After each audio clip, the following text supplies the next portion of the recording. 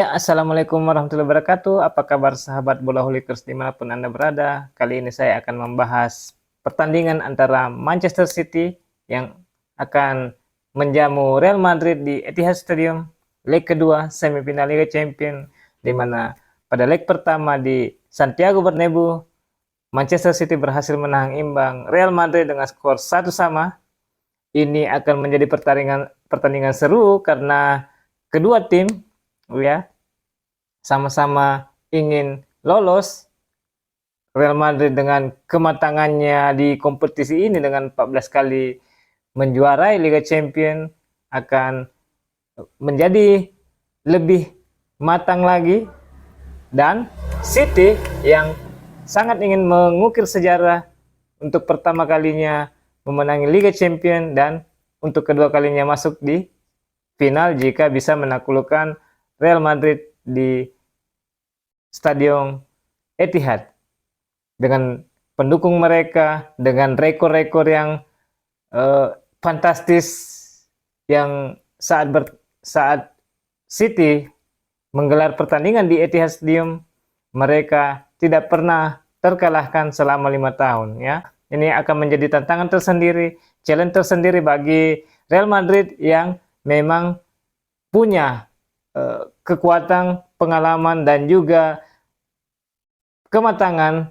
dalam hal bagaimana menaklukkan lawan-lawan mereka di semifinal Liga Champions ini. Jadi memang kita akan tunggu apakah salah satu dari tim ini akan menangis di semifinal Liga Champions pada midweek di semifinal Liga Champions kali ini, karena kita tahu taktik Ancelotti ini tidak akan berubah di semifinal leg kedua ini saat bertandang ke Etihad Stadium dengan adanya Diego Militao, juga bagaimana bagusnya Antonio Rudiger dan David Alaba mengunci permainan dari Erling Haaland sehingga tidak banyak menghasilkan pergerakan yang berbahaya. Namun ketika Haaland dikunci, tapi masih ada pemain-pemain lain seperti Jack Grealish dan juga Bernardo Silva, Kevin De Bruyne, Ilkay Gundogan yang siap untuk mengambil alih pencetak gol. Jadi memang ini akan sangat sulit bagi kedua tim, terutama Manchester City yang harus bisa memenangkan pertandingan. Ini advantage bagi Manchester City yang sudah menahan imbang Real Madrid di kandang mereka sendiri, 60.000 penonton di Santiago Bernabeu. Jadi memang kalau saja Manchester City kebobolan terlebih dahulu, maka akan sangat sulit bagi mereka untuk mengejar, karena kita tahu rapatnya pertahanan Real Madrid dan bagaimana kolektifnya mereka dalam menutup pergerakan dari beberapa gelandang-gelandang Manchester City. Ini akan menjadi seru jika Manchester City tertinggal di Etihad Stadium. Ini adalah tantangan tersendiri bagi Manchester City jika mereka tertinggal lebih dahulu saat melakoni laga Real Madrid di depan pendukung mereka sendiri, karena Ancelotti sudah pasti akan melakukan ultra defensif untuk bagaimana setidaknya tidak kebobolan dari Manchester City ya, dan mengandalkan serangan balik yang memang sangat padu ketika Benzema, Vinicius Junior, dan Rodrigo Goes yang melakukan serangan balik itu. Jadi kalau kita melihat memang Manchester City masih sedikit goyah ketika ada pemain-pemain seperti Rodrigo Goes dan juga Vinicius Junior. Ini akan membuat Manchester City harus konsentrasi penuh di 90 menit plus 5 ya, jika ingin memastikan diri lolos di semifinal Liga Champions ini, karena menaklukkan Real Madrid tidaklah mudah, di mana pengalaman musim lalu begitu 2 menit ya, waktu hampir habis di menit ke 90 plus 2, Manchester City kebobolan 2 gol. Jadi memang harus diwaspadai mentalitas Real Madrid seperti ini, dan hanya konsentrasi 90 menit plus 5 atau 6 atau 7 agar bisa memastikan Manchester City melaju ke final Liga Champions. Ini juga akan menjadi ujian jika Manchester City berhasil ditahan imbang 1-1 di Etihad Stadium dan akan melakukan perpanjangan waktu yang sangat menguras tenaga, fisik, dan juga daya konsentrasi yang menurun jika memang Real Madrid memaksakan untuk extra time di Etihad Stadium. Akan sangat seru. Apa kemungkinan yang akan terjadi di pertandingan kali ini? Semua akan terjadi, semua akan kita lihat apakah ada momen yang tak terduga di pertandingan kali ini. Banyak yang menilai bahwa Manchester City punya advantage tersendiri di pertandingan kali ini dibandingkan Real Madrid, tetapi kalau menurut saya masih tipis, 51% untuk Manchester City dan 49% untuk Real Madrid. Jadi masih banyak kemungkinan, karena belum lagi jika nanti ada kartu merah atau pelanggaran-pelanggaran yang sangat keras dari kedua tim, ini akan mempengaruhi juga bagi performa mereka selama jalannya pertandingan. Jadi sangat patut kita tunggu, sangat exciting sekali bagaimana nantinya terjadi di Kamis dini hari nanti.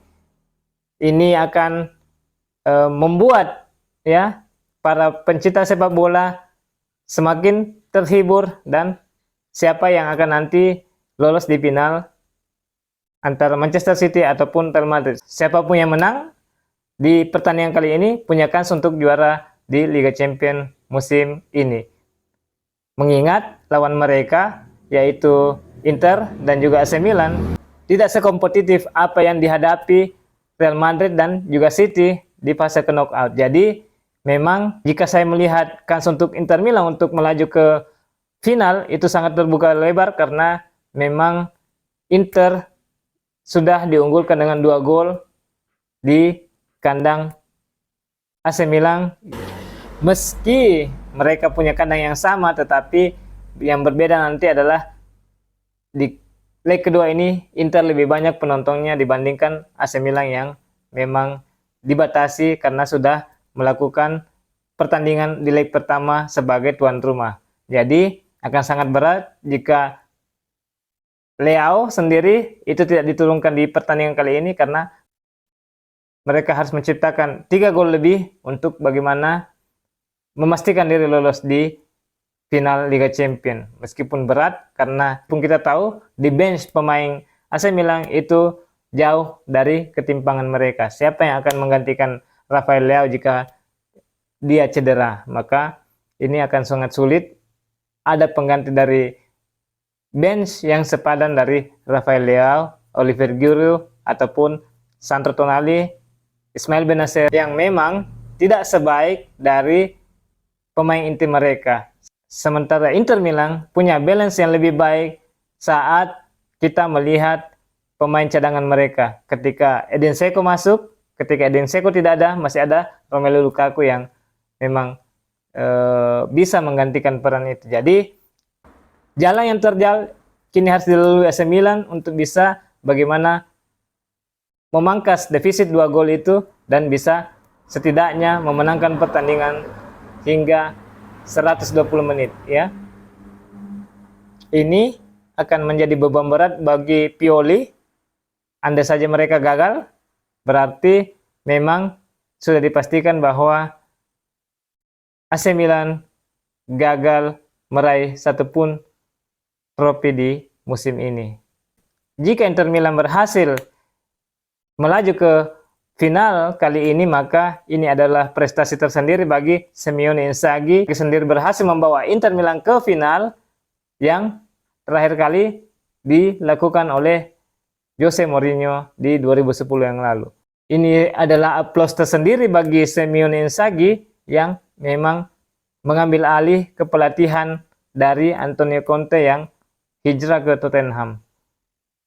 Kita tunggu siapa yang akan dilawan Inter nanti di final, karena kans untuk Inter sendiri sudah 1 langkah lebih maju dibandingkan AC Milan yang memang harus mengejar defisit 2 gol untuk bisa menyamakan kedudukan, setidaknya memaksa untuk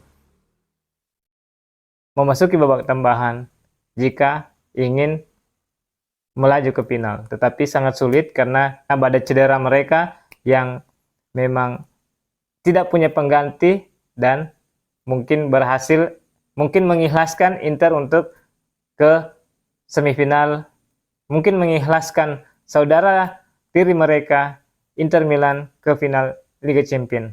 Siapakah yang akan masuk ke final antara Inter ataukah Manchester City, atau bisa jadi Real Madrid kembali dikdaya dan menaklukkan City di Etihad Stadium. Untuk prediksi kalian, silahkan tulis di komentar. Terima kasih atas dukungannya. Salam sportivitas, salam olahraga, dan bye-bye.